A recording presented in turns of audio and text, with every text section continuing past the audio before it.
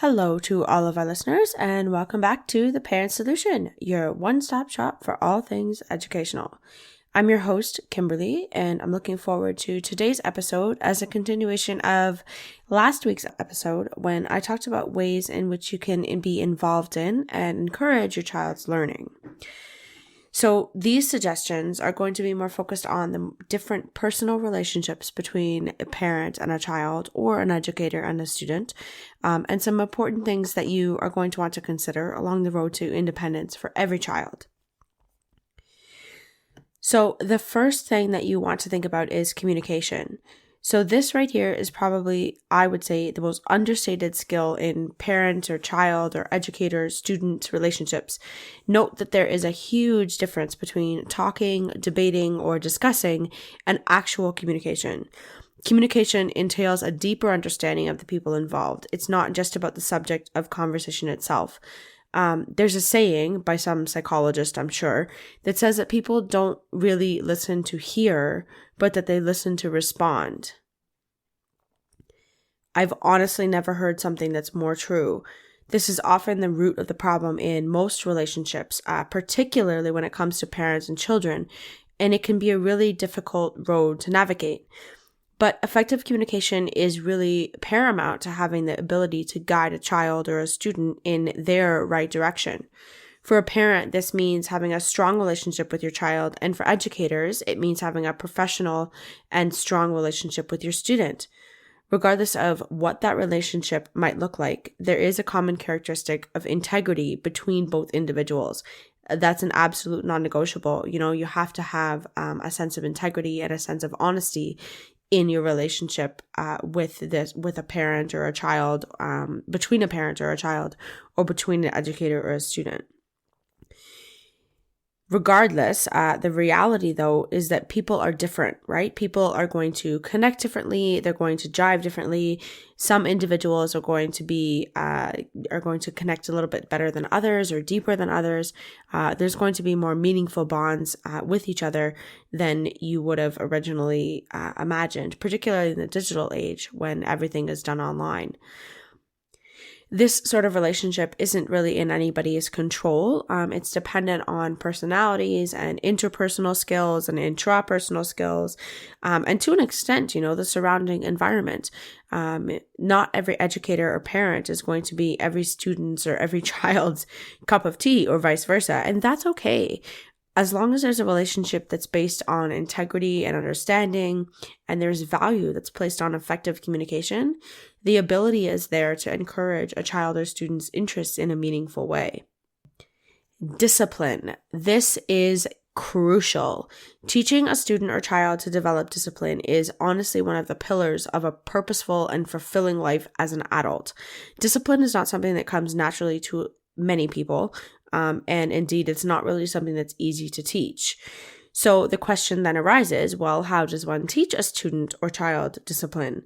Many times my students have put the question to me, but Miss, why do I need to do this? I'll never use it in real life, right? Or they say something like, where am I ever going to use this in real life? When am I ever going to use this? Now, 9 times out of 10, speaking from experience, they're asking me this because they do not want to do whatever task they've really been assigned. So my answer is always some version of, regardless of whether you're going to use this or not, it's useful to you. And they usually have to think about that for a few minutes. And most of my students will ask me then what I mean. And this leads to a conversation about the value of doing things that we don't like in order to develop discipline and understand what perseverance means, and also to be proud of ourselves for doing difficult or unwanted things. Nobody develops discipline by doing things that they like to do or things that are easy for them. So to the question, how does one develop discipline, or how does one help a child or student to develop it? Honestly, quite simply, it's doing things that are not enjoyable at first or things that are difficult. So here's where the value of communication comes in. Here's where that honest relationship and that relationship of integrity comes in. If you have a child or a student who can understand why they're being made to do something unpleasant or something that they don't enjoy, you've really made it past the first hurdle. If there's an actual cognitive understanding of why something is taking place because it's been communicated as such, it removes a resistance that's going to be there otherwise. So I like to tell my students, you're not doing this because you need to know it. You're doing this because it's teaching you skills that you can't learn elsewhere. Self-regulation. So the skill of self-regulation you can't even talk about that idea without approaching the skill of discipline first, and having that skill of discipline be heavily developed. Because without discipline, self-regulation is practically non-existent. Because without discipline, you can't even really grasp the concept of self-regulation. In order to develop interests and hobbies of their own, students have to be motivated to actually do something. And often that's something that's outside of their comfort zone.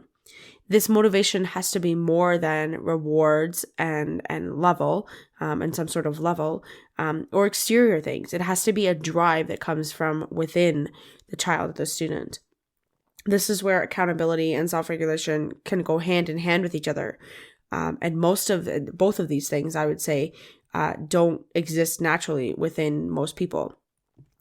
Teaching a student or a child self-regulation is not as difficult as it might seem originally, though. Every student or child is different, but there are some common denominators to how humans operate that makes teaching self-regulation a little bit easier. Some suggestions that I have, having an accountability group or an accountability partner is one way of doing this. Owning and actually using a planner or a scheduler or an online tool of some sort is another way. So the goal here with a child or a student is to develop their own sense of accountability. If a child or a student is able to hold themselves accountable, they're going to be able to self-regulate their life and their time much better. And hence look outside their daily routine of life for new things to do because they've got that extra time. They can look outside their daily routine for different avenues to explore and creative activities that they take an interest in. Thank you so much for listening. I appreciate you all. Remember, new episodes will be premiering every Tuesday at 5 a.m. EST on Spreaker.